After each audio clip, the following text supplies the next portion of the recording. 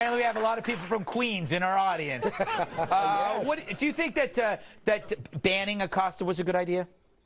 They didn't really ban him. They just took Yank to hard pass. Let me tell you who I don't feel bad for Acosta, but I'll tell you who I feel bad in this scenario. That poor intern. Oh, yeah. I mean, the poor girl. You know, it's like you're in college, or like you're so excited, you get to go to the White House and be an intern, and now she's, you know, a viral internet. Yeah. But look at it this way. That's the intern story under Trump. There, Go ahead.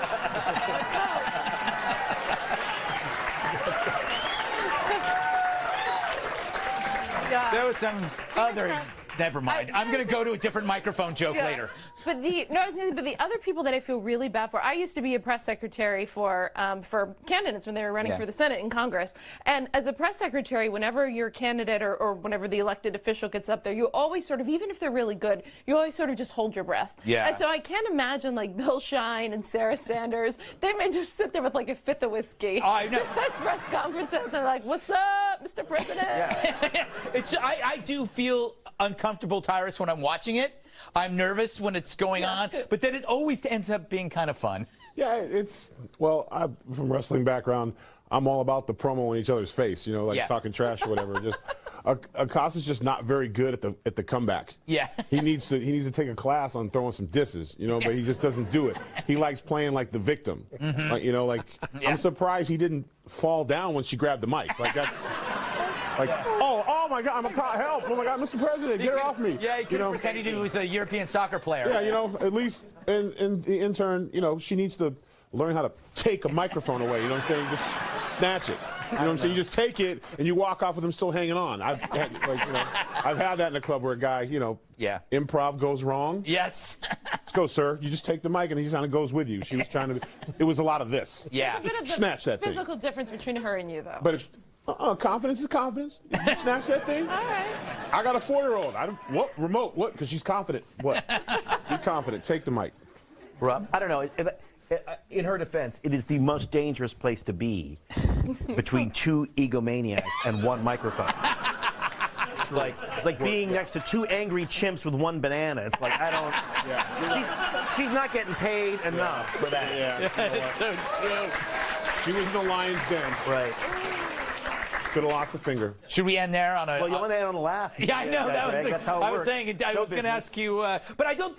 This is not an attack on the press. The guy spoke for 90 minutes. He answered every question. Yeah. He is the most transparent politician ever. Right, and you could tell by the people defending him, who are his colleagues, said, "Look, you know, he's not my cup of tea," or we're not friends. Like, he is universally loathed. They all hate Acosta, him. yes. Acosta. They all hate that guy. Yeah. And so they're having to do exactly what a lot of people do who, you know, like say about Trump. Like listen, not my guy. But on the other hand, so they are perfectly matched, those two. Yeah, They really exactly. should go, after he's out of office, they should go do a show. That would be lovely. Greg, he goes out the next morning to Trump, this enemy of the and it takes another 30 minutes of questions right outside. I know. I mean, with the it's helicopter. Yeah, with the helicopter in the there. background drives me crazy. All right. That's why I sold mine. It's the election story that no one covered until now. We'll make that 3 minutes from now. And don't forget, I'll be doing 2 live shows next month called the Gutfeld Monologues live. Better figure out what I'm saying. In Grand Rapids, Michigan and San Antonio, Texas. Plus a special guest, Mr. Tom Shalhoub. Tickets for both shows are still available, but not much. Go to ggutfeld.com for info.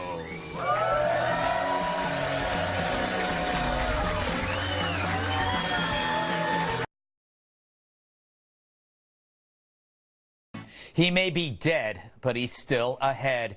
You may remember a guy named Dennis Hoff. He ran the Moonlight Bunny Ranch. It's a brothel in Nevada. Don't know what a brothel is. HBO gave it a reality show, or so they tell me. I've never heard of the guy or the show, actually. You can see episodes this Thursday and Friday night on HBO 2 East and HBO 2 West if you have the dish, or you can always get it on demand. Joining us down in the newsroom are the Moonlight Bunny Ranch owner, Dennis Hoff, and one of his lovely bunnies, Brooke Taylor. In my defense, I thought he raised actual bunnies. Anyway, on Tuesday, Dennis Hoff won a seat in the Nevada legislature as a Republican. Landslide, 70% of the vote. Even though, and here's where it gets interesting, Dennis Hoff died last month. After a weekend of partying for his 72nd birthday. And by partying, I mean sleeping with hookers. Apparently, his turgid torso was discovered by has-been porn star Ron Jeremy. I have never heard of him either. And Ron Jeremy, porn star legend, he's screwed more people than the IRS. Well, almost. Who keeps finding these clips? So now Republicans have to pick someone else to fill the Dennis Hoff seat. I know who I'd pick.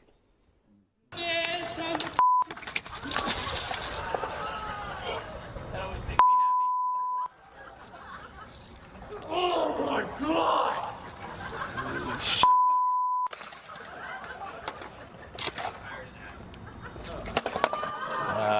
Still upset. Morgan, I'm a libertarian. I sometimes am anyway. I sometimes wish more dead people would be elected to office because there'd be less damage being done. Yeah, but you know what I loved about this is because he's a brothel owner, when he died, he literally went out with a bang. But you know, but we're making fun of him, but he is a serious author. I don't know if all of you know this. Yes. First there was The Art of War. Yes. Then there was The Art of the Deal, and now there's The Art of the Pimp. That's true. That's his book. That's true. Yeah. And we are like he had a great sense of humor. He had done the show a couple of times on Red Eye, and I do think, Rob, running a brothel is like being a politician. Either way, you are screwing someone with their money. Yeah, right. And you are lying about your age too. Yeah. Yeah. Look, I mean, but the most surprising thing about the clips were like those were 10 years ago. You look pretty good. I got to say, you had some work done. A little. No, I lost a lot of weight. I was a fat drunk when we filmed those. You look good. I was going to say, you look good. Now I'm a skinny drunk. Yeah. The truth about these things is that what reveals is that voters don't really care or know. Like that wasn't people weren't voting for him because they love him. They were voting for him because they're like, yeah, that guy, it's fine. They don't really. People are busy. They didn't really keep up with it. You know that, and especially in Nevada, where God knows what's going on. You know, Tyrus, do you think they should pull a weekend at Bernie's and like have two people prop him up and carry him from? Didn't two people prop him up just to get through the party? Yes. 72 years old. My concern would be for the person he ran against. It's one thing to lose.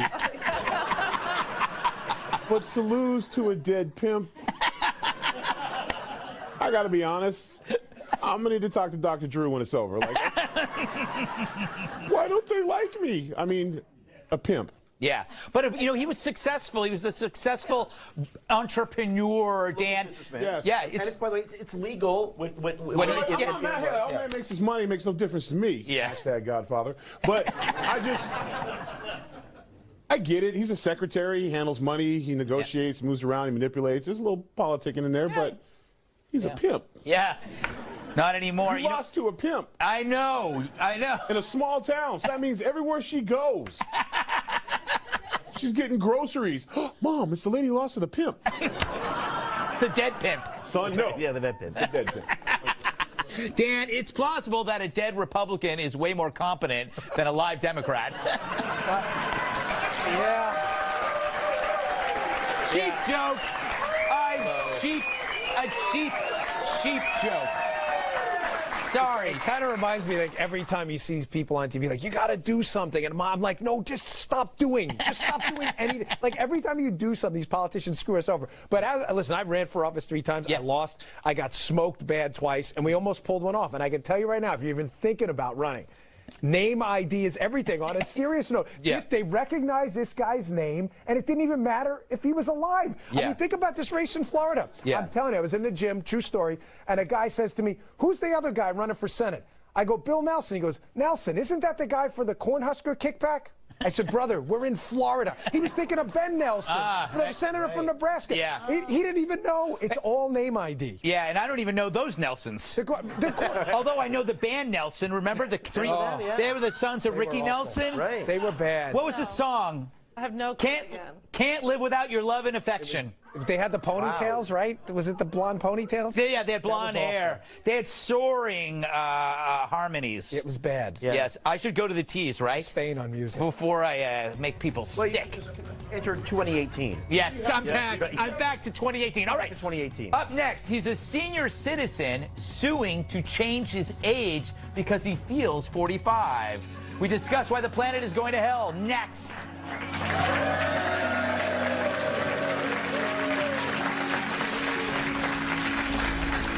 You can change your race and gender aplenty, so why not slash your age by 20? His name is Emil Rattleband. He's 69 years old, and he's suing to legally knock 20 years off his age. And he gives a whole lot of reasons why. His doctors tell him he's biologically 45.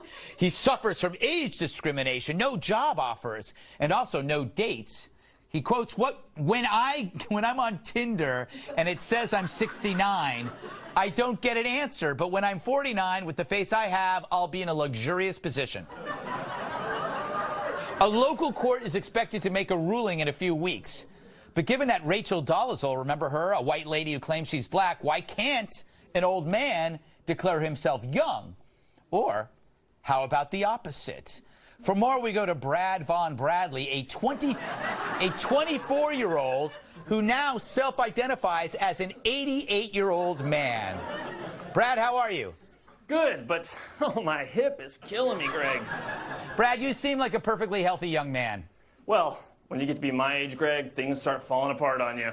Brad, that doesn't make any sense because you're actually 24. How dare you? If I identify as an 88-year-old, then that's who I am. Why are you doing this? The perks are off the charts, man. You've got early bird specials, movie matinees are cheaper. You can nap anytime, anywhere. And here's the best part. I can beat the crap out of anyone my age. I just won 3 golds at the Senior Olympics. That's actually not fair. You are a big, strong 24-year-old man. No, Greg. I am a frail 88-year-old man. That seems like cheating. You're entering the Senior Olympics at your age. When were you born? 1930. No! Your actual birth certificate says you were born in 1994. Yeah, you know, I've been meaning to change that. So is this all about you winning the Senior Olympics? Well, okay. You got me, Greg, all right? What are you doing with that poisonous scorpion? I had a good run, man. It's time to die. Once again, we lose Brad. Kind of a somber ending there, Tyrus. Well, thoughts? You seriously going to me after that? No, but you know what it is? People are lying about who they are. Why can't he lie about his age? Here's the best. He can lie about his age. Yeah. Women been doing it forever. Like, no, you know what? We kept this the last few years. We've been the bad guys. Men this, men that. He's trying to do what y'all been doing forever. You guys, fake eyelashes, extensions, Brazilian butt lifts, breast jobs. You guys been lying to us for centuries. Then we have children, and they don't quite look like mom because mom lied to you. So, I'm sorry. Being real, America. I know you guys are wrong, but straight up, if he's messing this all up. First of all, we all know he's the old guy trying to be young now, so don't put it in the media when you're trying to secretly change your age to get chicks. Bruh, move to beautiful Southern California, Hollywood area, get a nice car, and you can get all the young gold-digging girls. You can internet models and social media stars. You'll be like they'll just flow to you like water in a river, man. They'll just be all around you. And you can be older. Yeah. You can be 85 with a gold watch and you got a Benz. You're gonna get a girl. That's nice news. Yeah. What do you think, Rob? Well, I don't think that age is his problem. Yeah, no. I think he just needs to lie about how much money he has. Oh, there you go.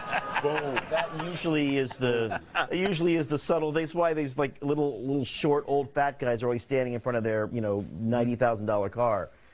That's You how mean you're talking about the one I rented for the weekend? Yes. You know, Dan, I think. I drive a Subaru. Yeah, you drive a Subaru. That means you're really rich. I drive a Subaru. I'm very happy with it. Yes. I'm not trying to prove anything. Dan, I think this is the ultimate conclusion of science denial on the left, right? If you can deny your own skin color like Rachel Dolezal, why can't you deny your age? No, you're right, Greg, but there's a real tactical purpose to this on the left. You know, they want to wipe out any objective truth. The reason is that subjective truth then becomes the interpretation of the government and bureaucrats. There's a tactical reason here. But think about the logical end of this, right? We've talked about it from the 69-year-old saying he's 45, but how dangerous would this be for bars?